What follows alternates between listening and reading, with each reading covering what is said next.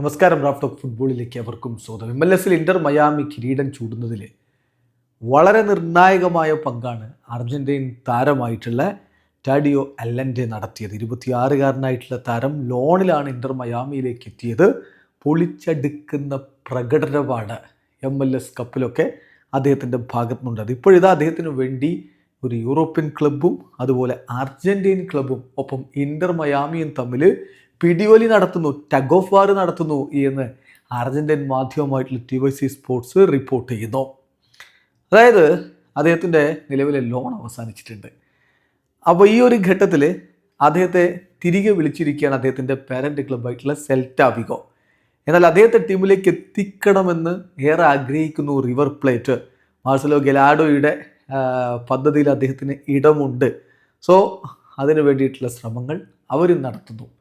എന്നാൽ ഇന്റർ മയാമിക്ക് താരത്തെ സ്ഥിരമായിട്ട് വേണം. ലോൺ അവസാനിച്ചല്ലോ, അപ്പോൾ ഇനി അദ്ദേഹത്തെ സ്ഥിരമായിട്ട് വേണമെന്നാണ് ഇന്റർ മയാമി ആഗ്രഹിക്കുന്നത്. അങ്ങനെ 3 ക്ലബ്ബുകൾ തമ്മിൽ ഒരേ താരത്തിന് വേണ്ടിയിട്ടുള്ള പിടിവലി. ജനുവരി 2-ന് സെൽറ്റ വിഗോയിൽ റിപ്പോർട്ട് ചെയ്യണം ട്രെയിനിങ്ങിനായിട്ട് എന്നാണ് താരത്തിന് ഇപ്പോൾ ലഭിച്ചിരിക്കുന്ന ഓർഡർ. ആ കാര്യം ഇപ്പോൾ TYC സ്പോർട്സ് റിപ്പോർട്ട് ചെയ്യുന്നു. സെൽറ്റ വിഗോയുടെ ഡയറക്ടർ പറഞ്ഞിട്ടുള്ള വാക്കുകളിലേക്ക് നമ്മളൊന്ന് പോവുകയാണ്. അതിൽ അദ്ദേഹം പറയുന്നത് ഇങ്ങനെയാണ്: വളരെ മികച്ച പ്രകടനമാണ് MLS-ൽ അവൻ നടത്തിയത്. പ്രത്യേകിച്ച് പ്ലേ ഓഫിൽ അവന് റെക്കോർഡൊക്കെ ബ്രേക്ക് ചെയ്യുകയുണ്ടായി.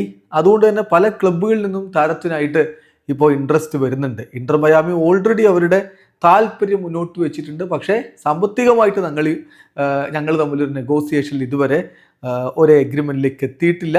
എന്നാൽ ഇപ്പോഴും ഒരുപാട് സമയമുണ്ട് എന്നാണ് അദ്ദേഹം പറഞ്ഞത്. അതേസമയം ട്രാൻസ്ഫർ വിൻഡോ ജനുവരിയിൽ ഓപ്പൺ ആകുന്നു, സമയം ഇഷ്ടം പോലെ ഉണ്ട് എന്നാണ് ഗലാഡോയുടെ റിവർ പ്ലേറ്റിൻ്റെ ഒരു നിലപാട്. അപ്പോൾ എന്ത് സംഭവിക്കുമെന്നുള്ളത് കണ്ടറിയണം. വളരെ മികച്ച പ്രകടനമാണ് അദ്ദേഹം നടത്തിയത്. 47 മത്സരങ്ങളിൽ നിന്ന് 22 ഗോളുകൾ സ്കോർ ചെയ്തു, 3 അസിസ്റ്റുകളും നേടി. അങ്ങനെ മികച്ച പ്രകടനമാണ് യുണൈറ്റഡ് സ്റ്റേറ്റ്സിൽ ടിയോ അല്ലൻഡയുടെ ഭാഗത്തു നിന്ന് വന്നിട്ടുള്ളത്. സോ ടാഡിയോ അല്ലൻഡയെ ആര് സ്വന്തമാക്കും അടുത്ത സീസണിലേക്ക് എന്നുള്ളതാണ് ഇനി അറിയേണ്ടത്. തീർച്ചയായിട്ടും അദ്ദേഹം അർജന്റീനക്കാരനാണ്, ഇൻസ്റ്റിറ്റ്യൂട്ടുകളിലൂടെ വളർന്നു വന്ന താരമാണ്. അതിനുശേഷം സെൽറ്റ വിഗോയിലേക്ക് 2024-ലാണ് എത്തിയത്. അവിടെ നിന്നാണ് 2025 ഇന്റർ മയാമിയിലേക്ക് ലോണിലെത്തി ഈ പൊളിച്ചടുക്കിയ പ്രകടനം നടത്തിയത്. വീഡിയോ അവസാനിക്കുന്നു. ഫുട്ബോൾ ലോകത്തെ കൂടുതൽ വിശേഷങ്ങളുമായി റാഫ് ടോക്സ് വീണ്ടും എത്താം.